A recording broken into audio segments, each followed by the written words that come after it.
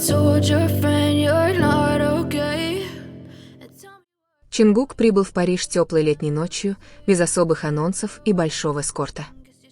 Париж стал пристанищем для многих артистов, ищущих уединения, и, похоже, Золотой Макне также выбрал французскую столицу в качестве места для подзарядки батарей в тот вечер.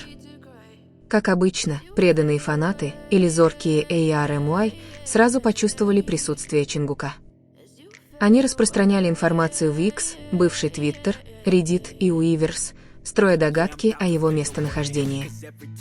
Но в тот вечер лишь горстке фанатов удалось оказаться в нужном месте в нужное время, перед роскошным отелем в стиле барона Османа, известным тем, что принимал мировых знаменитостей.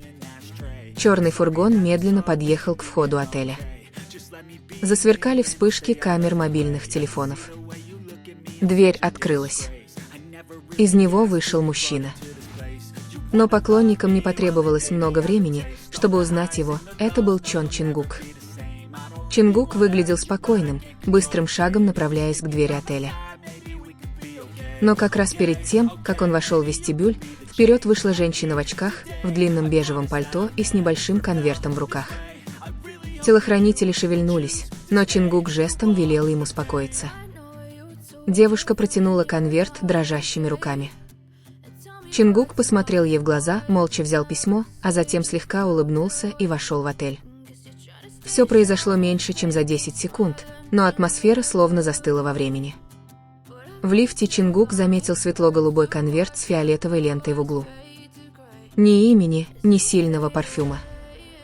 Только небольшая надпись в правом нижнем углу «Для вас, если у вас есть время почитать».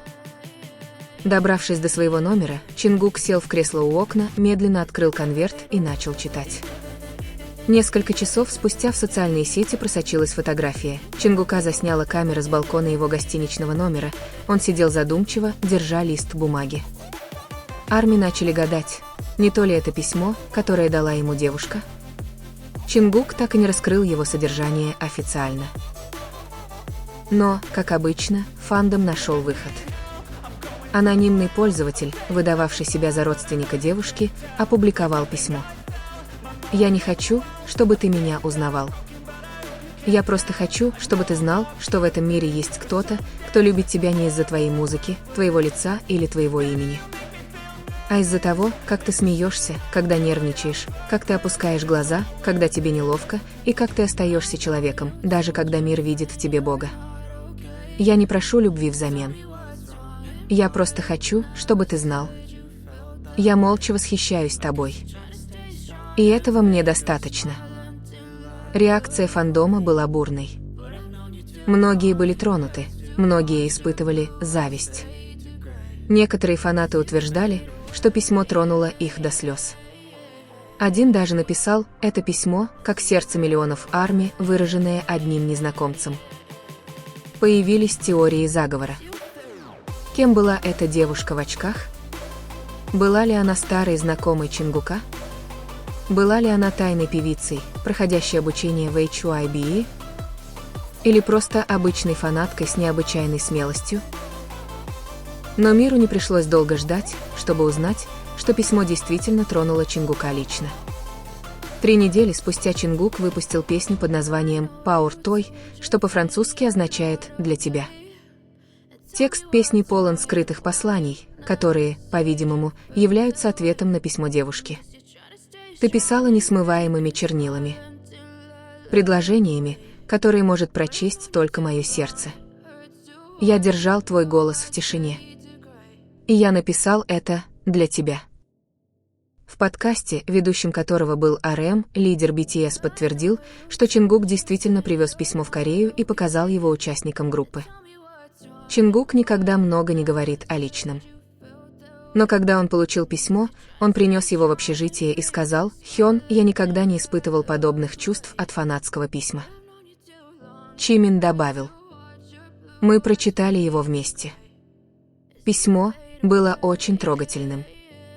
Оно не было слишком поэтичным, но, честно говоря, тронуло меня. Я сам плакал, когда читал отрывок. Если ты хочешь быть просто еще одним Чон Чингуком, я все равно буду любить тебя. На своем сольном концерте в Токио Дом Чингук тронул сердце своих поклонников. Он сказал в середине концерта, перед тем, как исполнить финальную песню: «В этом мире много видов любви. Но есть одна любовь, которая ничего не просит. Она не хочет быть знаменитой. Она не хочет, чтобы ее замечали. Но она настоящая. Тихая. Глубокая. И трогательная». Затем он вытащил из кармана конверт светло-голубой. «Я ношу это письмо с собой, куда бы я ни пошел. Потому что оно напоминает мне, что я прежде всего человек, а уже потом художник». Он с чувством спел «Power Toy», едва допевая последний куплет сквозь слезы. Личность девушки в очках до сих пор так и не раскрыта. Некоторые считают, что она была студенткой художественного вуза из Парижа. Другие говорят, что она намеренно исчезла из социальных сетей после инцидента. Но на Уиверс Чингук написал: «Спасибо за любовь, которая ничего не требует». Теперь на каждом концерте всегда есть фанаты, несущие светло-голубые конверты с фиолетовыми лентами в знак уважения. Девушка в очках, появившаяся всего на 10 секунд перед отелем, создала легенду фандома, которую никогда не забудут. В сверкающем мире, где любовь порой всего лишь шум, есть одна любовь, написанная безмолвно. И эта любовь тронула сердце Чон Чингука и всего мира. И вот, за 10 коротких секунд перед парижским отелем родилась незабываемая история. Не о грандиозной сцене, не о миллионах ликующих фанатов, а об одном маленьком письме от одного искреннего сердца, которое могло тронуть сердце мировой звезды. Любви невидимой, не раскрытой, но глубоко прочувствованной. Чингук, возможно, прочитал 1000 писем за свою жизнь. Но в ту ночь, в тихом городе любви, было одно письмо, которое заставило его остановиться, опустить глаза и ощутить присутствие любви в ее чистейшей форме. И всем нам, преданным зрителям, которые могут лишь наблюдать издалека, эта история напоминает, что не всю любовь нужно знать, иногда достаточно, чтобы ее поняли. Спасибо за просмотр.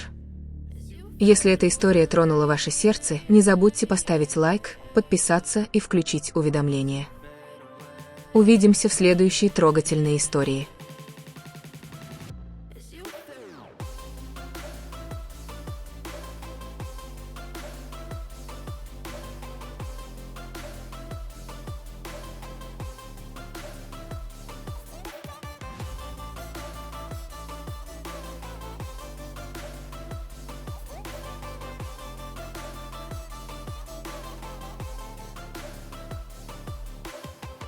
I know you told your friend you're not okay.